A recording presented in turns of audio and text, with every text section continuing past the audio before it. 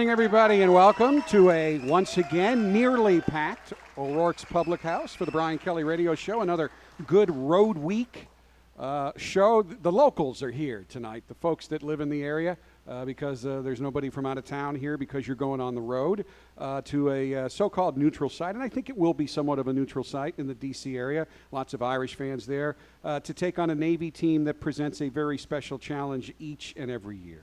Yeah, again, very difficult to play Navy because you have a short week to prepare for an offense that you don't see but once a year, and that is the option. And, you know, listen, we talk a lot about it, but they also have very good players, and that's what makes it hard to defend. It's not just the scheme.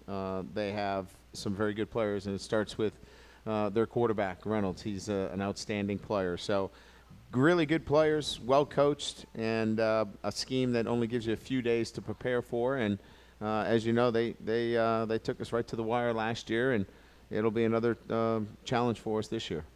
Now, you're coming off a bye week, so some people would say, well, you had all this extra time, but you really didn't because you needed to give these players some time off. Yeah, we certainly did. We practiced Monday and Tuesday of our bye week, and then we gave our guys a chance to get home. They hadn't been home since June. They came in June and started their summer workouts, and were really here all summer and into the season. So it was midwinter break, and so it was an opportunity for them to get back home and you know, just kind of decompress a little bit, you know. And so now they are focused on 5 games in the month of November. And so we did not practice. We weight trained and conditioned on Sunday. Had an extra practice on Monday, so we got a little extra time on Navy, and we needed it, so it worked out pretty good. How did they come back? What frame of mind did the kids come back in? I think, you know, anxious to play again. You know, you always want to play after a loss, so I think everybody is prepared and you know, wanting to get on to you know, a very busy November. Again, 5 games in November, and you know, as we talked about before we left, they've set a standard for the kind of play after the Florida State game that they want to emulate each and every week. So I think they're excited and anxious to get back out on the playing field. Now, you went up in both of the voting polls. You went up in the AP poll, you went up in the coaches poll, and I know the nation of Notre Dame fans is absolutely livid that the playoff committee ranked you as 10th. I think a lot of people were shocked by that. Were you, and do you even give it much thought at this point in the season? Not really, because we weren't going to be ranked in the top 4, so it really didn't matter, did it? You know, 5th, 6th, 7th, 8th, 9th, and 10th are all outside looking in. So every one of those teams needs something good to happen. And obviously something's going to happen. You know, this is only, you know, 8 games into it, so there's a lot of football left. And yeah, I think it's great for college football. I mean, you know, everybody's talking about college football because of this poll, and I think that's great for the sport, but it's way too early. Who knows what you know, our schedule is going to. I think North Carolina is going to win the rest of their games. I think that Arizona State's a heck of a football team. I think Stanford has got a chance to beat Oregon. So I think there's a lot of good football teams. And you know, here's the other thing, you know, and you can, you know, again, not that I talk to our team about this, but I think about it once in a while, is that we don't play any FCS teams, you know, football championship teams. And you're the only team in the top 10 that has not played an FCS team. Exactly. So think about the teams that have played them, right? And why do they get credit for those games where we have played no FCS teams? I'll give you an example. Our players have played over 175 more snaps than the teams in front of us because we play real teams. And we play real teams every single week. So if you want to say that, well, you know, there's no real marquee win on their schedule, then that's fine. But you can't have it both ways, because when you look at some of the other schedules, you can't judge Jacksonville State as a game as a win. You got to take that off your schedule because your team only played 2 quarters of football. And so you can't have it both ways. And so we think that the quality of our schedule and the Power 5 conferences, that we've played them all. And again, from our standpoint, we don't have to apologize for what we do. We just need to keep winning. Now, you came into the season with the schedule that was ranked by virtually everyone as the toughest in the country. Some of your opponents haven't, to this point, held up their end of the bargain. I'm sure Stanford is delighted to know that they are not a quality victory for you at this point. Yeah, they just were the Pac-12 champs last year. Yeah, so that's easy. Exactly. And what I kind of cringe at is if a certain call had gone the other way, you would have been in the playoff. So one play from one game dropped you at least 6 slots, which makes no sense to me at all. Again, and it's great talk, but it's all talk right now. Exactly. Because there's so much more football to be played. And, if I was a committee member, what I would do is I would keep my business on the committee. I think that's the best way to do it. Well, I wonder, should they even be doing it? The basketball committee doesn't do this. They don't start in February and do a weekly playoff ranking. I think it's great for college football that there's that passion out there for each, obviously each team. But talk process, because if you talk about, for example, Notre Dame's win over so-and-so is not a great win. Well, what happens if Stanford wins out? What happens if North Carolina wins out? What happens if these teams win out? Then you got to go back and say, well, you know what? I wasn't quite right when I said that. Well, then, that casts maybe a different light on, what you were thinking at the time, and you're a committee member. So I think our committee members are outstanding. They understand the game, but maybe they should just, keep their thoughts and do their job and, let the passionate fan bases follow this like they have been, because it's great for college football. I think it's great. But talk about process. I think that's really what they should stick to. And certainly nobody is more passionate than your players. And your players are great on social media. They rarely do anything that even makes people cringe. But some of them were a little upset initially. Did you say anything to them about it? No, I told them the same thing. It's way too early to even think about these things. You got to win. You got to beat Navy. So if you got to win football games, and I think October is for pretenders, really, to be honest with you. I think November is for contenders, and you'll find out whether you're a contender or a pretender. So keep playing, and we'll see where we are come around Thanksgiving time. Well, good news is November's always been Coach Kelly's best month. So this is going to be very interesting heading down the stretch. We have lots of questions for Coach. We've got some players coming up in a little bit. And we'll be back with your questions for Coach Kelly right after this first time out on the Brian Kelly Radio Show, live from O'Rourke's Public House.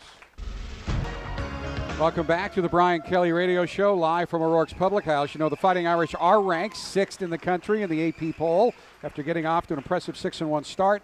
If you'd like to root on the Irish in person but don't have tickets yet, there are still some available for the November 22nd Louisville game through the Notre Dame ticket office. It's right before Thanksgiving, so we've had some returns and whatnot, but you can buy them at face value. For more information, log on to und.com/tickets. Give the ticket office a call at 574-631-7356 or stop by the ticket office in the Purcell Pavilion lobby from 8:30 a.m. until 5 p.m. Monday through Friday. Lots of questions. The first one from Chuck Sossman of Granger. Coach, have you ever considered Jalen Smith in the backfield for short yardage? He was certainly a powerful runner in high school. No, I haven't. He's a great athlete, and he could do it. They do it with a linebacker. I know where the question's coming from. They have a linebacker at UCLA who plays linebacker, and he's a very good running back. But, we just think that we're very talented at that position and haven't had a need really for that short yardage back. And I think people kind of forget, at this level, you do specialize and you recruit guys for specific jobs, and normally the person you've recruited for that specific job is probably better than a guy that's not doing it on a regular basis. Yeah, I think if we, said to our, as a staff said, hey, we're committed to, Jalen in short yardage, we could make it work. But, he's just, he's so valuable in terms of what we do defensively. Greg Laser from Warren, Ohio is here, so he debunks my theory that most of the folks here are the locals. Coach, the running game finally looks good 1 week, and you want to think that is a start of things to come. Then next week, it struggles. The passing game needs a running attack to offset things. What is wrong with your running attack? Greg with a tough question. I thought we were pretty balanced against Florida State, which, is a very good defense. I thought we used play action effectively. I think the running game really was probably the key to our ability to move the ball effectively against Florida State. we're a team that uses the running game to set up our pass game. And when you're able to throw play action passes effectively as we did, you have to have an effective running game. So, I would say that our running game has definitely been effective for us, and we'll continue to get better at it. I've always used, and maybe I'm too generous, but I've always used as a measuring stick 4 yards a carry. And quite honestly, you haven't had any real long runs this year among your main running backs, Right. and they are all averaging 4 yards a carry. So I think there's a lot more productivity there than, for whatever reason, a lot of folks have perceived. Yeah, again, I think you're looking for, we have more rushing attempts than passing attempts. So there's balance within our offense. I think that's important. And again, I go back to this. We're a passing team. We're going to throw the football, but we have to have a running game that is efficient and effective to set up. If we don't have a good running game, we cannot have a very good passing game. So, again, I think that we have been very effective at running the football when we need to, and it has set up great play action for us. Kathy Scholes is here from South Bend, Indiana, and it's a Halloween week question, and we can ask this because your wife and her sisters are not here. Oh, yeah, thanks. Those that were here for that, Yeah. that was Interesting. An interesting comment. Does the Kelly family have any Halloween traditions, even though the holiday falls during the football season? My wife loves Halloween. She would prefer. They all had shirts last year. Yeah, she loves Halloween.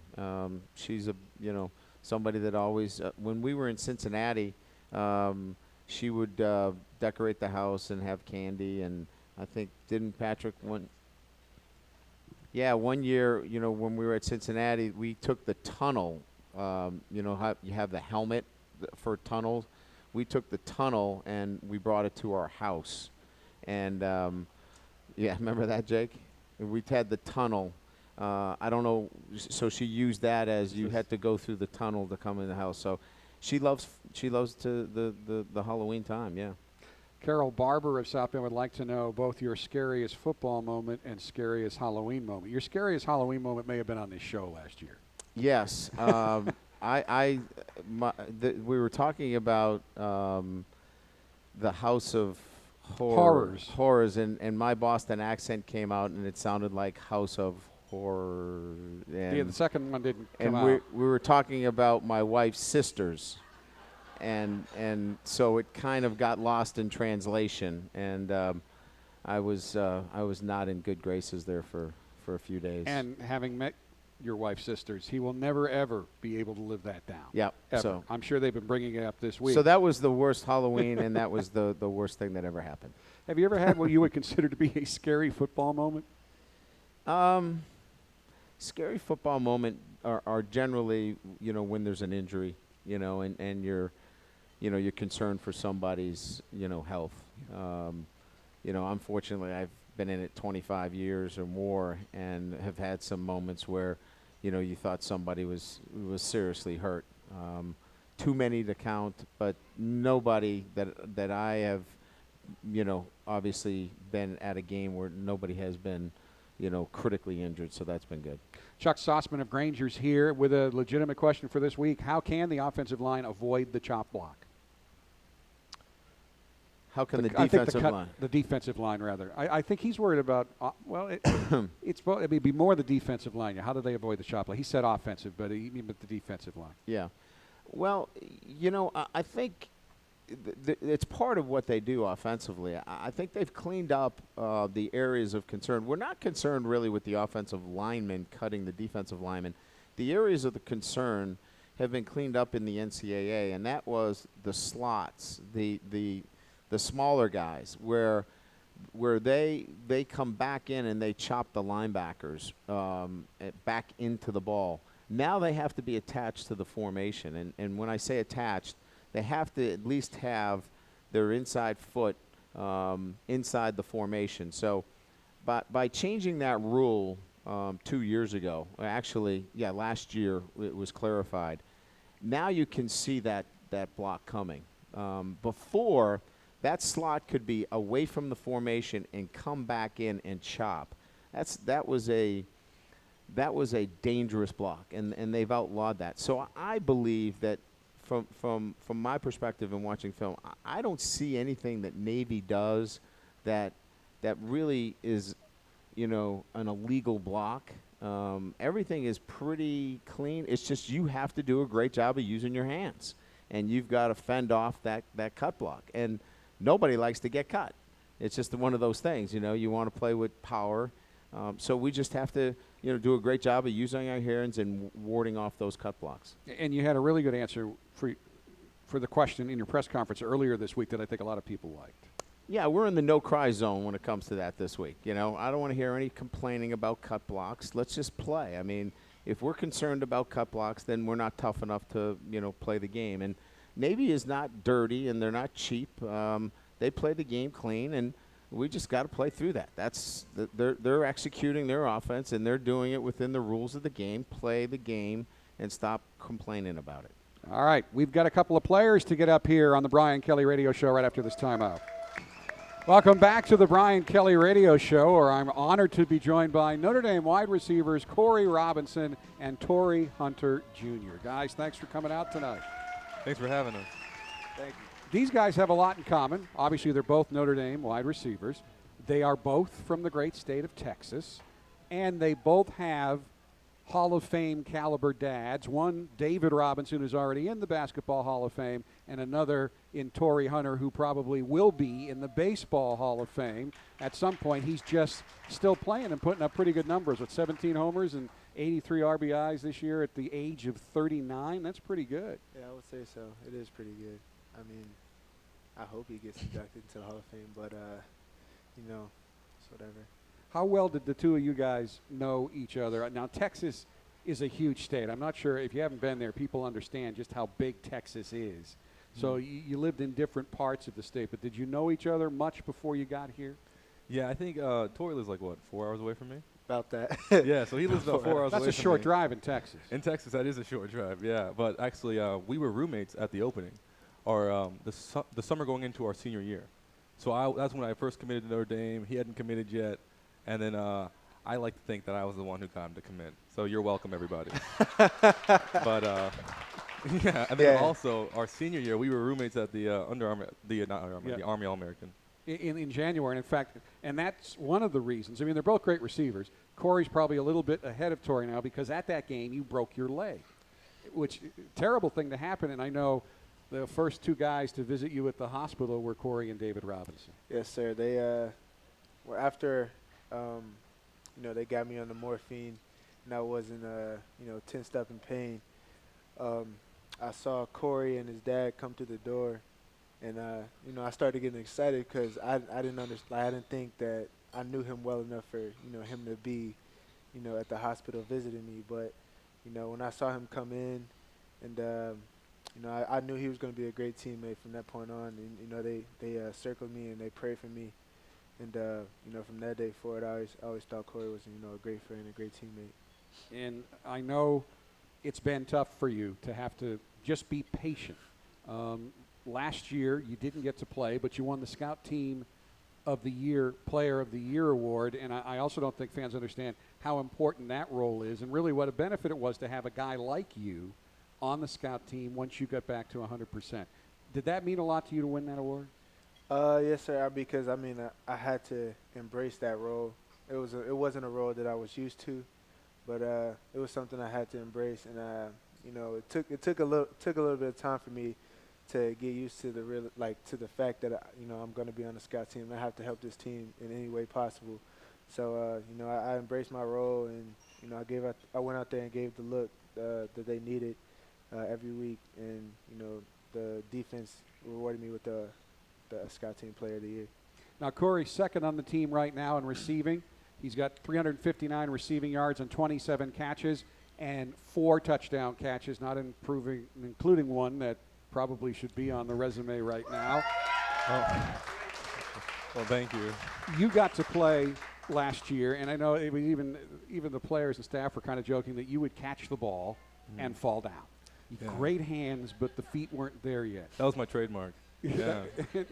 Hopefully now, luckily, now, it's clearly been that's changed. So yeah. Right now, I was going to bring this up. This is the Syracuse game. People watching on Watch ND and here at O'Rourke's. That is, and it looks even more spectacular in fast motion. I've never seen somebody catch the ball and almost the flag at the same time. But that is one of the great touchdown catches that I have ever seen. So talk about that touchdown catch against Syracuse. And what I really loved was the physicality of it, the way you fought off the defender and fought for the ball. Not a lot of receivers can do that. Yeah, I think this play, I think that in the huddle, Everett wanted to throw me this ball. And, you know, when you think about it, like coming out of high school, you dream of the moments like that.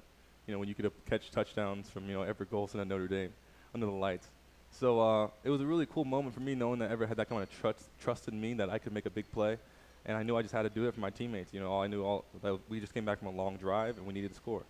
So I don't know. I was like I had to catch the ball. There was no other option for me. So he was holding me, but I just knew I had to get my hands free. And after that, it's kind of like a blur. You know, I just remember catching the ball and then just rolling a couple times. And then everyone was just celebrating around me. That's how most of my touchdowns work. Just like catch the ball, roll a couple times, and then just wake up and everybody's there cheering me on. Now, I think Coach earlier this week in his press conference gave you the ultimate compliment. And, you know, fans, you all read all of the articles and whatnot, but a lot of times the players don't pay a lot of attention to that. They don't have time. But Coach called you a tough gentleman. What does that mean to you? Is that what you try to be? Yeah, I think I'm a gentleman. Thank you, Coach. I appreciate it. But on the field, not so much. Off the field, exactly. Gentlemen. On the field, not so much. Yeah, that's one of the things that Coach Gully always tries to tell us as players, that we want to be, you know, the person that would hold the door open for, you know, ladies as they walk into class or whatever. And be gentlemen, be respectable off the field. But when it comes to, you know, playing football, we got to win. We got to go there, make those kind of tough plays, make the tough blocks, and, you know, be a hard, tough, physical team. And Torii, we're going to give you a chance to watch, too, because I'm pretty sure we have the first catch of your career that was preceded by a run, but it was against Syracuse. You got in the game. I know Coach wanted to get you the feel a little bit, so they gave you the ball to run with the ball. And then this is a heck of a way to make your first catch in a college football game. Very important touchdown against Syracuse. Talk about the play, and then talk about what that meant to you. All right. Well, it kind of left me because when I made the catch, I kind of don't remember anything after that because I was so happy. I was filled with joy. Like I started tearing up and everything. But they called the play, and you know, I didn't think I was gonna get it, but you know, I just ran my route, and I saw the safety coming. So it was either, you know, my life or get out of the way. So you know, I caught the ball, and I made the spin move. And, you know, I scored my first touchdown, and I made sure that I had to pay my respects because, you know, this is a moment that I've always been dreaming of and I've been praying about for the longest. And I've been telling Rob, because I was in the training room every day. Rob Hunt, the head trainer, I was telling him every day that if I get the opportunity, I'm gonna score on my first catch, and it happened. So that's pretty big for me. Terrific. Now, both of you are the sons of two of the greatest athletes ever in their respective sports. What has that been like? Because I could see where it probably has advantages, but does it have any does it make it harder? Because everybody, when they see that name on the roster, doesn't matter if you've never played, they're saying, well, we're going to take that guy out. We're going to cover that guy. What has that been like for you, Torii? I mean, I know in high school they always look at you, you know, to be like the best player on the field just because of who your dad is, and they always set you to a higher standard, and that was kind of always tough growing up as a young kid. You know, you like, I'm just as good as everybody else like right now, but they just expect you to be like, you know, just the best player. So I always put a lot of pressure on myself as a little kid, and it kind of made me just not like sports because, you know, I was putting so much pressure on myself. But you know, as I got older, I started to embrace it. And, you know, finding my own motive, like my own motivation, and that was to, you know, get out of my father's shadow. Like, you know, they always come up to you and, oh, you're Torii Hunter's son, huh? And now, like, I want to be referred to as, you know, Torii Hunter Jr. Like, oh, you're Torii Hunter Jr., huh? So, like, yeah, I mean, that was my whole motive, you know, as far as, you know, having a famous dad. It was just to get out of his shadow, and, you know, I think I'm starting to do that now, so. Similar story for you? No, luckily for me, I didn't play basketball, you know. So I tried to play basketball, but it was never really like one of my fortes, you know, one of my strong points. So when I did go growing up, like in middle school and in high school, you go to these tournaments, you know, and at first no one notices, you know. They're like, okay, it's just another guy on a team. And then your dad walks in, and then everyone starts taking pictures, and they're like, which son is his? and I was the only black guy on my team. So it was really So easy. real hard? You know, it was like, I wonder who it could be. You know, is it the Jeez. 6'5", the black guy right there? Yeah, so it was very easy. So, you know, then it's just like, okay, well, let's watch this guy in warm-ups. You know, I'd miss a couple of shots. They'd be like, oh, okay, you know, this guy's no good. But it was so tough playing basketball. But luckily, I played football. My dad knows absolutely nothing about football. So, like, that made it a lot easier for me. So, like, now he can teach me all the things that, like, what it takes to be a great athlete mentally and, you know, how to approach the game. But, you know, when it comes to, like, comparing me to him, it's very hard to do that. But, you know, I really enjoy, I guess, being in, like, the shadow of my dad because I really look up to my dad. You know, he's one of the guys that I would love to be. You know, and, like, if people compare me to him, to me that's a great compliment because, I mean, you know, he's a Hall of Famer, yes, and that's all great. But he's such a great guy, too. You know, he has the Carver Academy back in San Antonio. Yeah, give him a round of applause, wherever you are, Dad. Yeah, but, you know, he's a great guy off the court, and that's one of the things I try to strive to be like. Well, that's high praise. There's no question about that. What made you choose football to concentrate on? I mean, I obviously played both sports in high school, and you know, after I got hurt, you know, I knew I needed to be at Notre Dame, and I needed my school paid for because it was very expensive here. You know, somehow I think Dad could have written a check, but that's Yeah, but I mean, we don't lose sight of what's expensive. We do not lose sight of what's expensive. But yeah, $240,000. That's a lot of money. But so I knew I needed my school paid for, and I knew I needed to be at Notre Dame. So I knew football, you know, was my ticket there, and I took it. So yeah, that's why I'm here.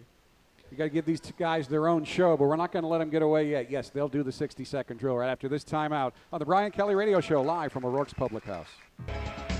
Welcome back to the Brian Kelly Radio Show, live from O'Rourke's Public House. Now, before we get to the 60-second drill, we had 3 or 4 questions for the players. Some of them I had to already ask because they were the obvious questions to start the segment. But there is one from Mike Williams of South Bend who wants to know when in high school Corey decided to concentrate on football rather than basketball. Yeah, I played high school basketball, and I tried my hand at that. I was a 6-man. You know, I never started my entire 4 years there. But my last game, I thought I played pretty well. We were playing against Arlington Grace Prep, which had, like, Isaiah Austin, like, all these guys who are going really top D1 schools. And I had, like, a dunk. I had a couple points, a couple rebounds. I thought I played well. At the end of the game, this guy from a local junior college came over there and gave me, like, a brochure and said, if you ever want to play for us, you can. And that was the only offer I got for basketball. So I don't think I really had much of a choice there. It was either Notre Dame or junior college basketball. I can't believe that because, I mean, your dad grew like 6 inches Yeah. between his freshman and sophomore years, and I know they were almost – I don't know if you wanted him to grow 6 inches, if that would have made him too big. Now, Coach didn't, so he got his wish. But Yeah. no one would take a chance on that. Nobody. Oh, well, we're kind of glad because we're glad you're here. There's no question about that. All right, here's the drill. First of all, Corey, favorite all-time movie? The artist.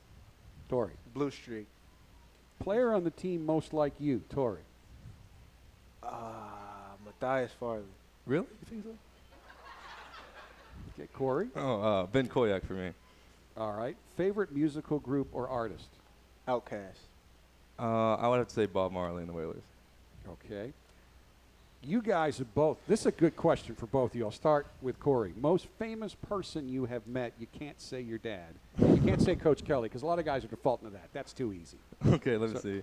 Oh, man. I remember you asked me this question. Oh, man, I totally forgot. Let's see. I've met so many, like, athletes. So I guess, you know, LeBron, I guess, would be the most famous. That would probably get up there.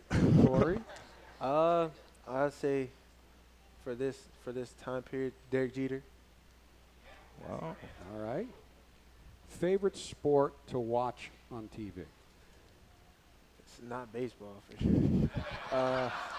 It's not baseball. Probably college football. All right. Corey? I like tennis. All right. Now, Oh, you like tennis? Okay. She's excited. best nickname on this team and who has it? Oh, man. I'm biased. I think Scuba Steve is pretty funny. That's Steve Elmer. Okay, Scuba Steve. Now, you could have been Golden Mohawk, but he got rid of it. 2 weeks ago, you would have been stunned by this guy's hairstyle. Best Yeah. nickname on the team and who has it? I'll have to say Chris Brown is breezy. Okay. He's been a popular answer to that. I don't know if you guys room on the road or not. Best player to room with on the road. Will Fuller. It's my roomie. Okay. Oh, biased again, Cam McDaniel. Okay. Place anywhere in the world you would like to visit. Oh man, I would love to go back to Brazil. I got to go there in May. That would be awesome. Torii? And I would also like to go back to Switzerland. Switzerland's a really nice place. Make sure you could afford the trip, because that's an expensive trip.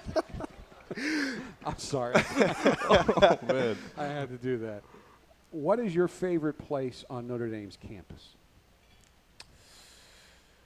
La Fortune. La Fortune, That's a great place. yeah.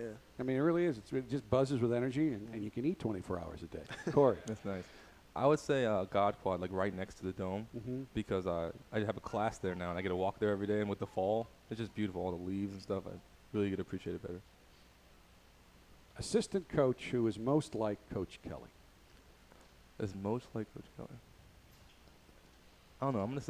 I'll say Coach Dimbrock. Also, Coach Denbrock. Okay.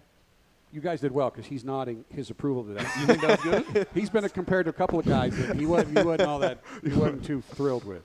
New turf in Notre Dame Stadium. What do you think? I love it. I love it a lot. Cor, how about you? I would have to agree. Yeah, it's definitely a really good addition. Hardest hitter on the team. Oh, what do you think, Torii? I don't know. I haven't been. Yeah, because I guess like we've only scrimmaged a couple times, right? Mhm. So I would have to say I haven't been smacked by Jalen. Yeah, he comes in hot. That'd be a good. And you've avoided it because no one can catch you, right? I mean, I've been hurt, so I don't know. That's good. That's a good point. You haven't been that many scrimmages. How about toughest player to block on the team? Oh, 'Cause you guys got a block. Jalen Smith, hands down by Jalen far. again. All right, here's the real fun ones. Best singer on the team. I would say Everett.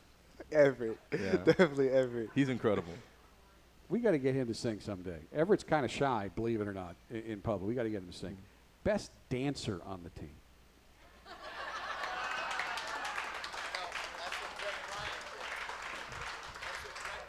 Greg said he was Yeah, we'll have to have a dance-off one of No. these days. No way. You No agree? way. Actually, yeah, Tori's a pretty good dancer. Hey, I can do it all. Samba, Yeah, he can samba. That's Waltz. true. He can samba a little whatever bit. you want. Ladies are going to love that. We'll have to take lessons. I had to take lessons. It wasn't fun. Best comedian on the team. Oh my, shoemate. Elijah Shoemate. All right. Elijah Shoemate is hilarious. Now, if there is one, best comedian on the coaching staff. And you can pass. Yeah, I'm gonna pass. I'm gonna pass. Smart guys. You offer smart guys a good option, they take it. All right, best wrestler on the team. I'm gonna stick with my I think it's gonna be Cam. I think Cam McDaniel. I think Matthias, man. Matthias. Oh yeah, Matthias. Yeah, I changed my answer. Matthias. Sorry, Cam. Worst dresser on the team. You're No, thinking that's of crazy, somebody. Torii. That's crazy. I wasn't going to say Oh, you, man. Worst dresser. Malik. Malik's out here. Absolutely. 100% agree.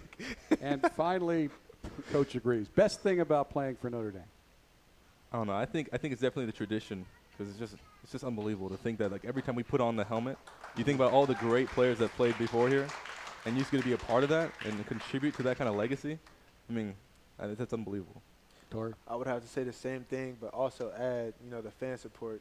Like, the Mhm. fan support is amazing. You travel so well, and we really do appreciate that.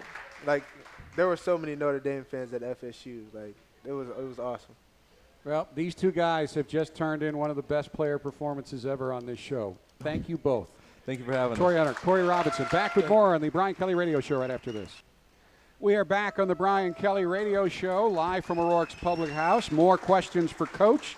Tom Simchek's here from Dowagiac. Coach, in all your years of coaching, have you ever told one of your teams after a loss that it was a moral victory? Do you believe in moral victories after a loss? No, I've never said that. I think, as it relates to the Florida State game, I told our guys that you don't want to put yourself in a position where you can't control the outcome. And, I think if you read between the lines in that situation, a call. If you leave it up to a call at the end of the game, you can't control everything. So the point being that, we needed to make one more play. So I've never felt like there are moral victories as it relates to a loss. Chuck Sossman has a question about officials, and it's a good one. And I will say, I mean, in your press conference, your media briefing on Sunday, you basically went out and you defended your team. And I think everything that needed to be said, you said it. Yeah. And we'll leave that there.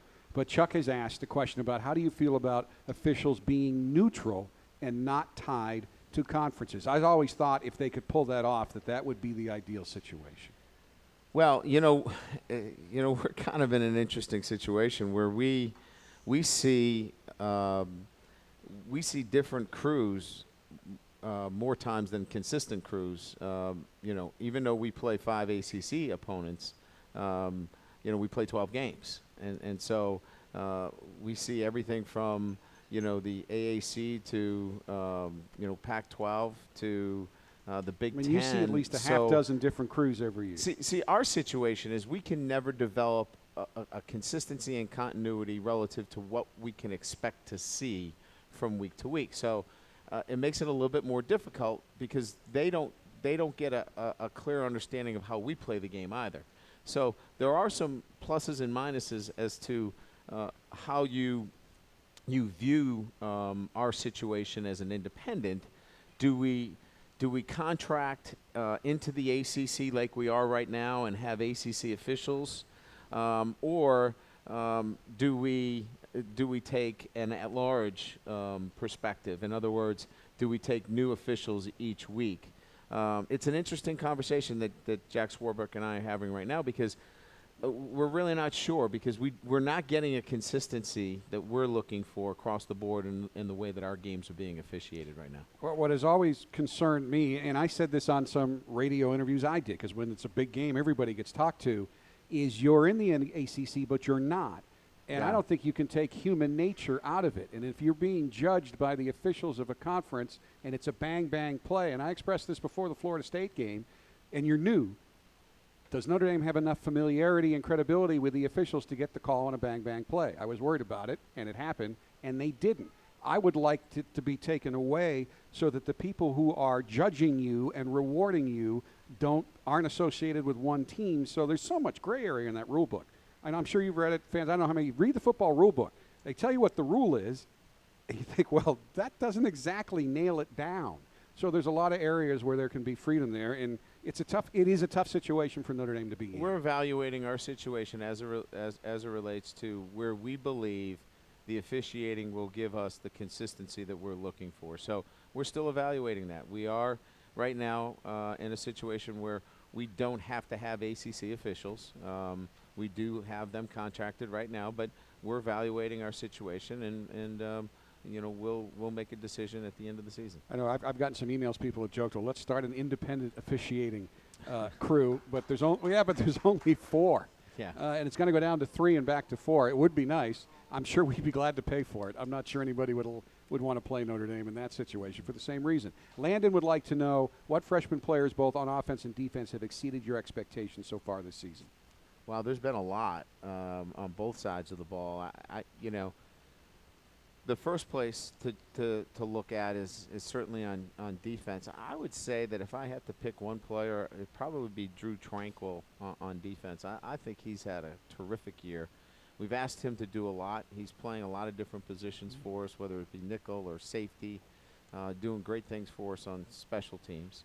And on an offensive standpoint, we haven't played, true freshmen on the offensive side of the ball. So, we're really not getting that kind of play. But first-year players on the offensive side of the ball, I'd say obviously, we think Greg Bryant's got a huge upside for us. But I think defensive players, there's a number of them that are giving us very good play. But I think Drew stands out. All right, we'll be back to wrap things up right after this. You're listening to the Brian Kelly Radio Show. We've had a great show so far. We've only got about 20 seconds left. Keys to beating Navy, Coach. Can't turn the football over on offense. You cannot give Navy additional possessions. And then I think from a defensive standpoint, it's really about first down. I mean, you can't look, they're going to get their yards. We know that, but we've got to slow them down on first down. All right. Thank you, Coach. Thanks, everybody, for coming out. We're back here Thursday. Go Irish on Saturday. Good night from O'Rourke's.